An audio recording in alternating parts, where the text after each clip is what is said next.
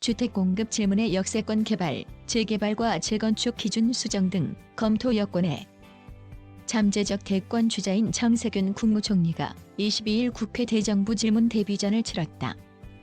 지난 1월 14일 취임한 정 총리는 지난 2월 임시국회 때 대정부 질문에 참석할 예정이었으나 신종 코로나 바이러스 감염증 재확산 사태로 대구에 상주하면서 이번에 처음 답변자로 나서게 됐다.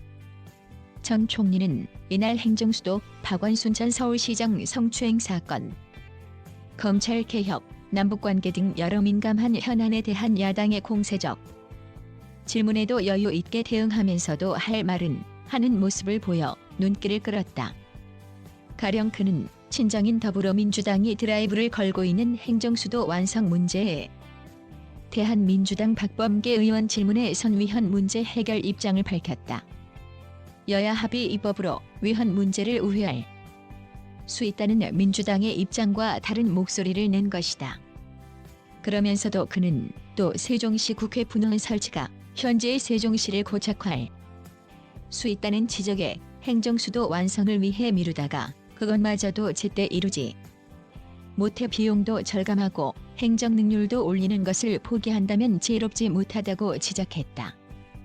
정 총리는 또 미래통합당 태영호 의원이 북핵 문제를 이유로 남북 간 종전선언에 대한 비판적 시각에서 질문을 이어가자 그러면 의원님은 계속 전쟁 상태를 유지하고 싶으냐고 되받아친 뒤 종전선언 논의는 북한 당국이나 김정은 위원장을 위한 것이 아니라 대한민국 국민과 한민족을 위한 것임을 참작해달라고 요청했다.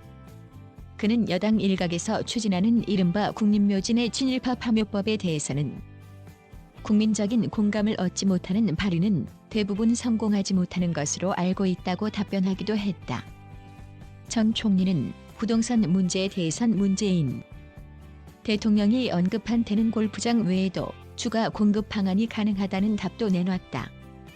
민주당 김영배 의원이 육사, 철도 정비창 공공부지가 괜찮은 주택 공급지로 거론되고 있다고 질의하자 그는 수요를 억제하는 정책과 동시에 공급을 확대하는 정책도 다양하게 검토하고 있다고 말했다. 이어 태는 골프장에 아파트를 짓는 것을 포함 도시의 역세권을 개발한다든가 아니면 재개발, 재건축의 기준을 좀 수정한다든지 다양한 방법을 통해 공급을 확대하는